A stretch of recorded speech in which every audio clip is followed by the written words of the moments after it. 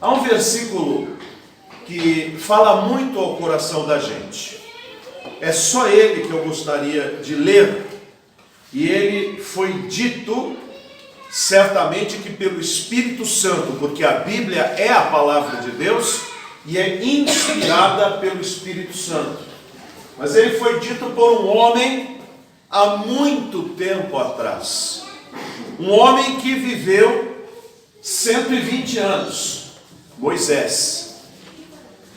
Ele disse no Salmo 90, no versículo 12: ensina-nos a contar os nossos dias de tal maneira, ou para que alcancemos coração sábio. Quando eu vou embora para casa com a minha creche, com a Ruth Cristina e com o Josué Elias, então nós vamos cantando, nós vamos falando as cores. A Rutinha gosta de falar as cores em inglês, e eu falo em português, ela fala em inglês. Mas o Josué, em termos de fala, ele está muito mais atrasado do que a Ruth. A Ruth, com 1 ano, já sabia falar tudo. O Josué, com 2 e tanto, ainda não está formando frases grandes. Mas devagarinho ele está chegando lá. E ultimamente ele tem aprendido a contar. Então ele fala: papai, olha só, 1, 2, 3, 4, 5. Eu falo: então vamos continuar, né? 6, ele 7, 8, 14. Falou muito, né? E depois eu falo 15, ele 14. Então ele quer o 14, né? Mas a gente vai aprendendo a contar. Ninguém aqui lembra do tempo que aprendeu a contar, mas os nossos pais sabem muito bem quando começou a nossa contabilidade. Pois a gente cresce e a gente aprende a contar outras coisas.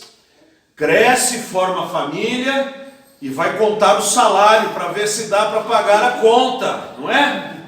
Vai contar se estão todos os talheres, todas as panelas, todos os pratos, se está tudo em ordem. Quem tinha prole grande, tinha muitos filhos, vai contar à noite para ver se está todo mundo aqui. Era 15 filhos, vai 1, 2, ele está faltando 1. As 100 ovelhas, né? 99 está aqui, está faltando 1.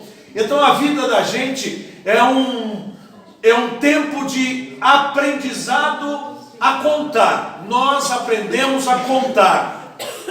Geralmente quem é muito jovem não dá muito valor às quantias. Esses dias eu soube de um rapazinho, começou a trabalhar, primeiro celular que a família permitiu que ele comprasse foi um iPhone último tipo, baratinho. Os irmãos sabem que é caríssimo. Aí ele todo feliz, satisfeito, para cá, para lá com o celular, veio um bandido e levou embora. O rapazinho está pagando até agora. Se ele comprasse um Android, ele pagaria 8 a 10 vezes menos que aquilo e faria a mesma coisa.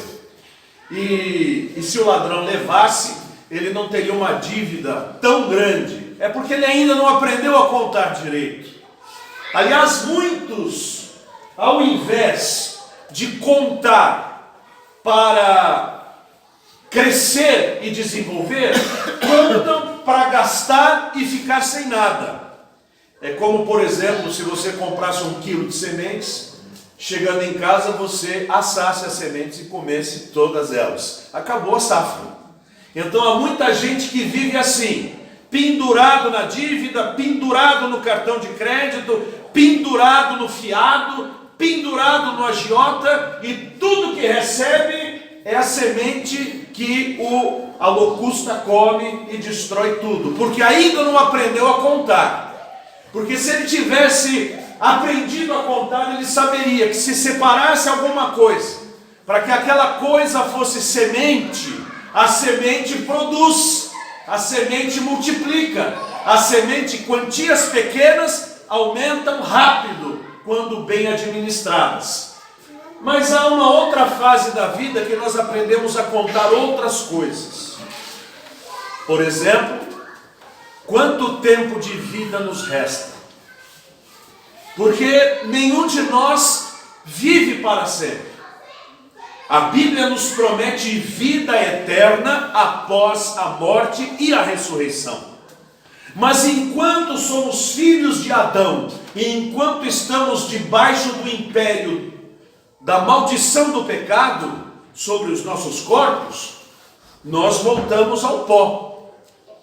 E geralmente quem é novinho não pensa muito nisso, porque ele diz: eu tenho uma infinidade de dias para frente. Eu me lembro quando eu tinha 10 anos e chegou um amigo do meu pai. Ele era velho, ele tinha 25 anos.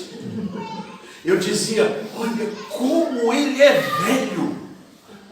Aí depois eu fiz 25 anos e percebi que ter 25 não era tão velho assim. Mas eu tinha amigos que tinham 50. Eu disse: já pensou o dia que chegar aos 50? Eu estou com 54. E eu percebi que a mesa vira. Você que classificava o outro de velho, agora é que ocupa o lugar dele. E quando você faz 50, você percebe que já passou meio século de vida. E que eventualmente poderá ter mais meio século, mas isso não é garantido.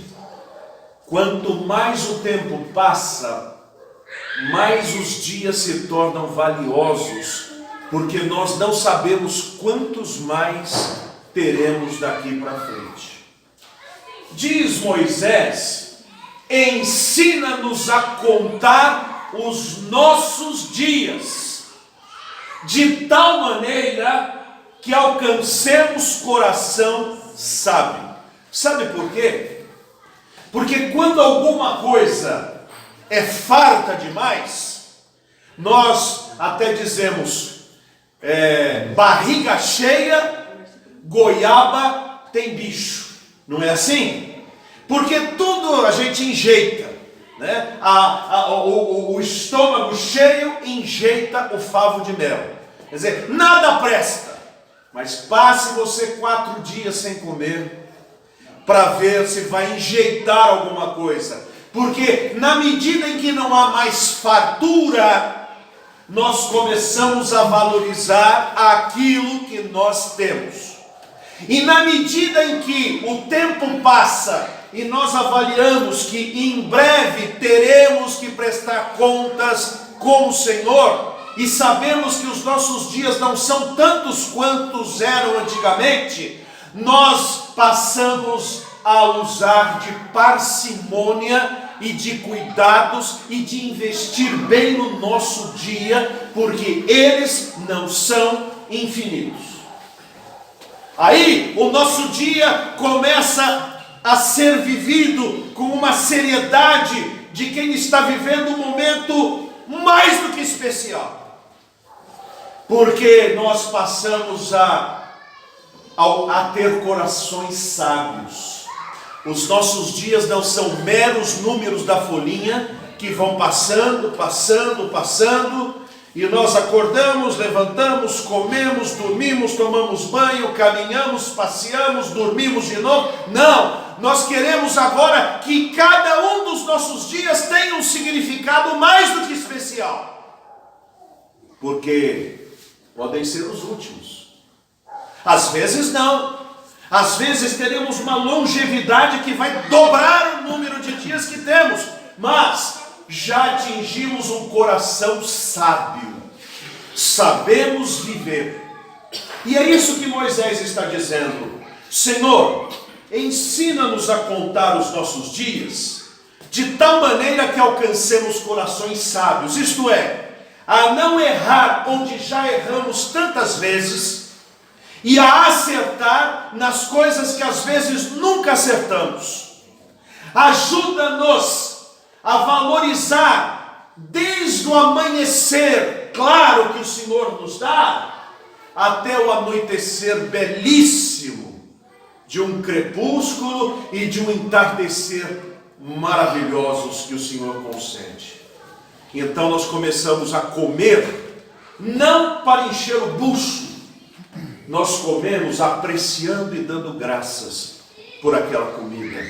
Nós convivemos com o nosso cônjuge, com os nossos filhos, quiçá com os nossos netos, não apenas como um momento a mais, mas o grande momento que Deus está nos dando. E viveremos aquele outro texto que diz assim: hoje é o dia que o Senhor nos deu, alegremo-nos e regozijemo-nos nele.